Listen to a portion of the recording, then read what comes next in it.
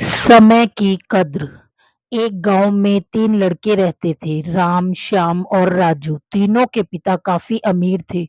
तीनों का बचपन बहुत अच्छे तरह से गुजरा था।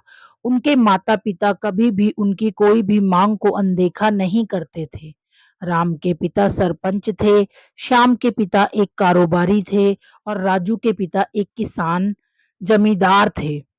छोटी उम्र में ही उन सबको लाड प्यार से ऐसा ऐसा बना दिया था कि ना तो वो उनको मेहनत का पता था और ना ही उनको समय की परवाह थी। अक्सर वह सारा दिन बस घूमते रहते थे। नशे और अन्य भोग विलास में डूबे रहते थे, जिससे उनके गांव वाले भी दुखी थे। सरपंच और बड़े लोगों के बच्चे होने के कारण उनकी कोई शिकायत कर पाने की हिम्मत नहीं कर पाता था, जिससे उनका मनोबल और बढ़ गया था। एक दिन उनके गांव में बहुत तेज बारिश हुई, जिससे सब लोगों का सब लोगों को नुकसान हुआ, जिसमें इन तीनों के पिता भी थे। लेकिन इतना कुछ होने के बाद भी उनके बेटों का वही हाल था। वो बस घूमते रहते, नशा करते, भोग विलास करते रहते थे। माँ बाप माँ बाप काफी चिंतित रहा करते थे। ये तीनों भले ही कितने ही गंदे थे, लेकिन इन तीनों के अंदर एक खास बात थी, जिसकी पहचान किसी को नहीं थी और उनको खुद को भी यह पता नहीं था। राम एक बहुत अच्छा नेता प्रतिपक्ष था, क्योंकि उनके पिता के पास रहते हुए उसको इसका काफी ज्ञान हो गया था, क्योंकि उसके पिता सरपंच थे। श्याम भी इस तरह से बिजनेस की समझ रखता था, क्योंकि उसके पिता एक कारोबारी थे और राजू खेती का काम जानता था, क्योंकि उसके पिता जमींदार थे। पर अपनी गलत कामों की वजह से उन सब ने अपने इन टैलेंट पर ध्यान ही नहीं दिया, जो कि उनकी सबसे बड़ी कमजोरी थी। इस तरह से इनकी बदमाशियों को देखकर इनके पिता उन्हें सीख देने की सोची। तीनों पिताओं ने आपस में बात करी और उसका एक हल निकला। तीनों पिताओं ने अपना-अपना काम अपने-अपने बेटे को सौंप दिया, जिससे उनको समय की कद्र का पता लग सके। तीनों के पिता ने एक वसीयत बनाई, जिसमें ये लिखा था कि 1 वर्ष के अंदर इन तीनों को 10 लाख रुपए कमा कर देने होंगे, जो बिना किसी गलत काम करके कमाए गए हों, और तीनों को अलग-अलग स्थान पर रहना था। इन तीनों को 5-5 लाख रुपए भी दिए गए, ताकि उनको अपना काम स्टार्ट करने में दिक्कत ना हो। पहले तो सब खुश हो गए कि हम आज़ाद हो गए, हमको पैसे मिल गए, और ऐसा सोचकर के इन्होंने फिर से काफ़ी समय मौज-मस्ती करने में लगा दिया। इस तरह से 6 महीने बीत गए और इसका काफ़ी सारा नुकसान भी हुआ। फिर एक दिन अचानक उनको एहसास हुआ कि अगर हम शर्त हार गए तो हम अपनी-अपनी जायदाद खो बैठेंगे। धीरे-धीरे उनकी चिंता बढ़ने लगी। एक दिन वो इसी उधेड़-धुन में एक पार्क में बैठे थे और कुछ डिस्कस कर रहे थे कि उनको एक छोटी-सी लड़की मिली। वो फूल बेच रही थी और साथ में पढ़ भी रही थी। तीनों लोग उस लड़की के पास गए। तभी राम ने लड़की से बोला, बेटी, आपकी उम्र क्या है? तो लड़की ने जवाब दिया, मैं 12 साल की हूँ।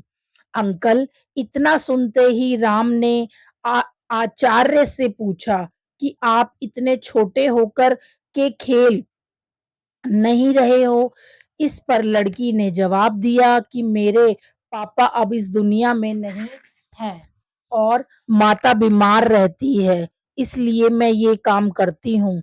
ये सुनकर राम ने अपना पर्स निकाला और उसके पास जो भी पैसे बचे थे, वो उस लड़की को देने लगा। उसके बाद लड़की ने बोला, "अंकल आप भी फूल ले लो, मुझे बहुत खुशी होगी क्योंकि मैं अगर आपसे फ्री में पैसे ले लूँगी, तो फिर मेरा पढ़ाई में मन नहीं लगेगा, मैं कामचोर बन जाऊँगी, क्योंकि यही समय है जिस समय मैं अपना भविष्य लिख सकती हूँ।" राम ने उस लड़की के सारे फूल ले लिए और तीनों घर लौट गए। उस फूल वाली लड़की का उन तीनों लड़कों पर बहुत गहरा प्रभाव पड़ा। रात भर उन तीनों ने उस बच्ची के बारे में सोचते रहे और उन्हें एहसास हुआ कि वो तीनों कितने गलत थे। तीनों ही दोस्तों को एहसास हुआ कि आज भी उनके पास 6 महीने का समय है अपने पिता के दिए गए काम को पूरा करने का और भविष्य बनाने का। इसी दौरान सबने सोचा कि अगर बचे हुए समय का सही उपयोग करें तो अभी भी बहुत कुछ किया जा सकता है। इस तरह बाकी दोस्त ने भी सोचा और दूसरे समय में आकर काम तलाशने लगे। पर उनके शर्त में एक शर्त ये भी थी कि उनको जो भी काम करना है वो अपनी पहचान बताए बिना करेंगे, जिससे ये साफ था कि उनको काम नहीं मिला और जब काम नहीं मिला तो उन्होंने सोच लिया कि अब वो अगर कुछ भी करेंगे तो अपने गाँव में जाकर ही काम करेंगे। भले ही उनके पिता कुछ भी सोचें, लेकिन फिर भी अपने गाँव में जाएँगे और अपने गाँव में कुछ नए काम करेंगे, भले ही उनको अपने पिता के वसीयत ना मिले। तीनों लड़कों ने अपने गाँव में फिर से आए और अपने-अपने पिताओं से जाकर के मिले और उन्होंने अपने अनुभव के बारे में बताया और बोला कि वो आगे से ऐसी गलती नहीं करेंगे और वो उन्हें माफ़ कर दें। लेकिन पिता तो शर्त पे ही अड़े थे। लड़कों पर उनको कोई दया नहीं मिली। तीनों को फिर से दुःख हुआ कि तीनों को अपनी गलती का एहसास होने के बाद भी उनके पिता उनका सपोर्ट नहीं कर रहे हैं। और फिर से वो रात भर सोचते रहे कि अब क्या किया जाए। तीनों ने मिलकर एक स्कीम निकाली। राम अपने मित्रों के साथ में मिलकर लोगों की प्रॉब्लम को सुलझाने लगा, जिससे उसको गाँव की समस्याओं का ज्ञान हुआ। इसी तरह श्याम भी गाँव के विकास के लिए नए-नए तरीके सीख गया और राजू को किसानों और बीजों का ज्ञान हो जाने से उसको काफी फायदा हुआ। तीनों ने मिलकर अपने बाकी पैसों को सही ढंग से सही जगह लगाकर गांव को एक नया रूप दे दिया। उनकी कड़ी मेहनत से गांव के लोग क्या, दूसरे शहरों के लोग भी उनकी तारीफ करने लगे।